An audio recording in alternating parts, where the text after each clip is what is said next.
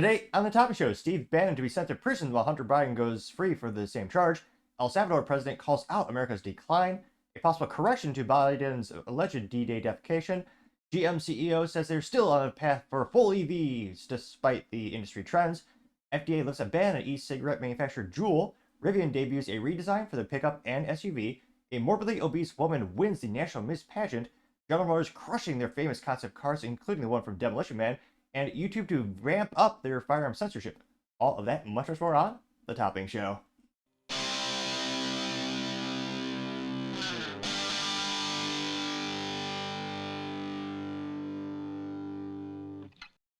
Thank you everyone for taking the time to tune in today. Today's episode of The Topping Show is proudly sponsored by Topping Technologies. Topping Technologies is an IT value-added reseller and services company with a special proficiency in IT security. Heck, I see their founder at least twice a day. Gotta say he's quite handsome and brilliant. He's me, you see, that's a joke. If you're an IT leader or business owner, you can reach out to the team at sales@toppingtechnologies.com. Also trying to get to 4,000 subscribers by the end of the month. So if you could click that button and tell your friends, I would greatly appreciate it. Now, going over to the business part of the podcast, you have GM CEOs saying they're still all in on their transformation for EVs. While the whole industry is bucking that trend and going towards pretty much everything else. Now, GM CEO has been Mary Barra for almost a decade now, and only recently has she gotten the stock actually increased more than a modicum. If you were just erase the past 3 months, their stock was the worst of the big three. The big three traditionally being, Ford, I was about to say Chrysler, but it's basically Stellantis now, which is a big holding company where they have a myriad of brands that they own. And then, of course, you have General Motors. General Motors have gone bankrupt 3 times since Billy Durant founded the company by bringing together Oldsmobile and Buick all those years ago. Let's just say, statistically speaking, again, not financial advice, I just can't help but think, probably going to go bankrupt again. It's kind of what they do. Now, this is brought to us thanks to NBC News. And it looks like they actually have a little interview. They say GM's going to go all in on EVs, where the consumers are, they're not buying it. Here. Which General Motors is betting big. An EV version of its best-selling Silverado and the Equinox SUV. We're executing, we're launching. Despite a slowdown. Clarify, she's saying she's executing like she's executing a plan. Some might argue she means they're executing the company. They're, putting 2 bullets in the back of his head. But just to clarify that for the folks at home. In EV sales across all brands, CEO Mary Barra says GM is all in on all electric. We're committed to this technology, getting it right, and offering the consumers something that's going to make their life better. All right, I'm driving. I'm sorry, I didn't I wasn't supposed to be a joke. She says she wants to offer something to the consumer that's going to make their lives easier. Just a disposable toy is not easier. And again, for a certain EV situation, it makes sense. If you can lease an EV for cheaper than a gas car, that means the manufacturer or the leasing company, they're losing money on that deal. Because you don't have to worry about spending $4, $10, $20, $30,000 on a new battery once that breaks. Which, again, that's the bottleneck of the technology adaptation as well as the charge time. Whereas if my good old little Honda Civic Si has 3 pedals, also known as manual transmission, all cars should have that by default. Of course, if my engine goes bad, heaven forbid, and statistically speaking it won't because it's a Honda, well, a couple $1,000s at most, you just do an engine swap. And if I had lots of money, I'd probably put a Type R engine in there. But nevertheless, EVs, again, very, very few situations where it makes sense for a household to only have EVs. And making your life easier, a wise man by the name of Tom Sewell once said there's no such thing as solutions, only trade-offs. There's a lot of trade-offs with EVs. Yeah, in terms of GM, I think one of the best cars they made, I'm a little biased, I had one. The Chevy Cruze Ego, the stick shift was awesome. It was a little compact 4-door car, got pretty good fuel economy, it's pretty reliable. But we'll go back to their, basically a commercial on NBC News. But we'll go back to what they're saying. Yeah, you're driving. Barra had me drive the new Equinox EV, which she insists will be a game changer. An SUV with 17-inch displays, able to go 300 miles on a single charge. And with a $7,500 tax rebate, priced to attract middle America. That is the biggest contributing factor to why this stuff is selling in the United States. And don't get me wrong, I absolutely understand that big tax break, that big tax benefit. But yeah, that is why a lot of these car companies are pushing even harder to get the price point lower so they can still qualify for that. But I partially digress. This is the sweet spot for the market. People want a vehicle that's in this $30,000, $35,000 range. Absolutely. That is where the bulk of new car purchases happen. The new Silverado EV pickup. Not to nitpick again, but the average price of a new car sold in the United States in 2023 was around $50,000, and I think $250,000, $250 in that ballpark. That was a new price on average, just throwing it out there. But yeah, again, getting the price put down will help. But again, what's the long-term ownership like? Pickup has even more range, 440 miles. If you don't tow. In all, GM offers 11 EV models. But while EVs make up 7.3% of all new vehicle sales in the U.S., sales growth has slowed.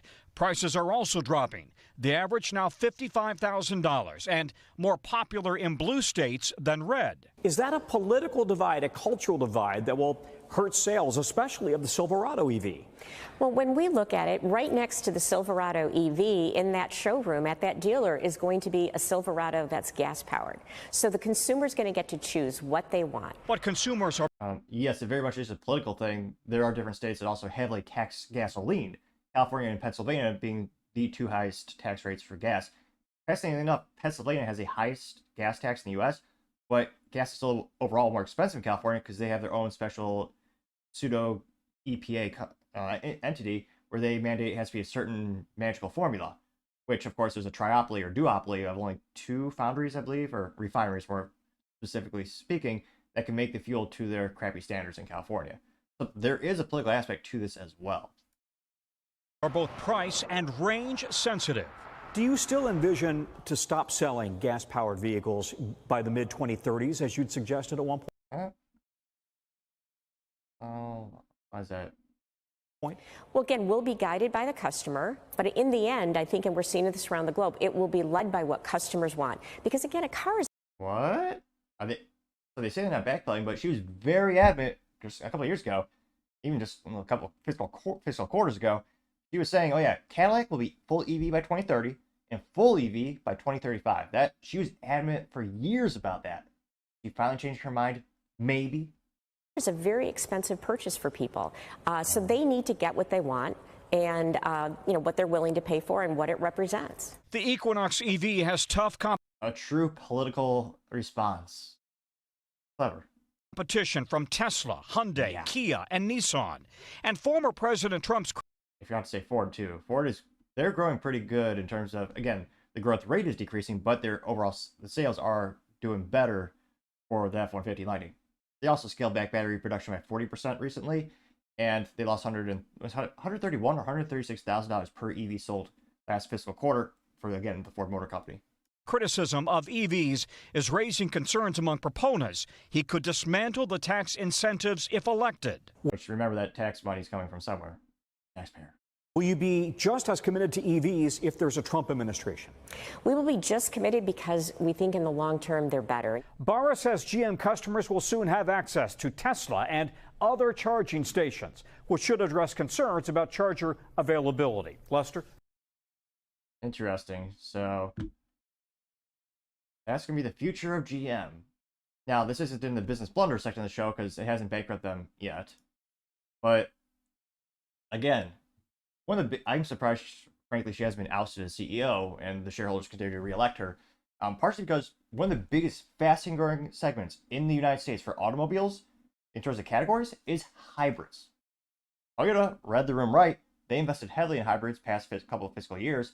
That is the fastest growing category that customers are adopting to. GM makes one hybrid.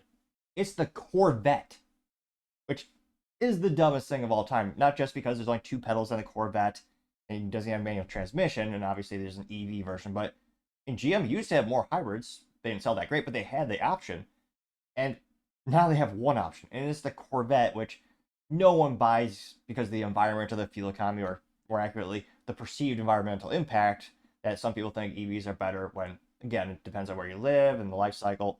There are many variables. Again, the wise man once said there's no such thing as solutions, only trade-offs. I can't help but wonder, I mean, she was very adamant about being full EV by 2030 Cadillac, 2035 for the whole fleet, which again, General Motors owns. Obviously, they own GMC, but they also own Cadillac, Chevrolet, and then Buick, which 18 people still buy Buicks. But nevertheless, it'll be interesting to see are they really all in on EVs? Because again, you look at their profit, a majority of their profit comes from the gas engines. Same with Ford Motor Company. Ford loses money on every EV they sell. That division is terrible. For now, long term, they could make a profit. Again, the upfront cost is magnanimous, it's huge. So it'll be interesting to see. At the end of the day, does GM actually start to make other cars that people like again?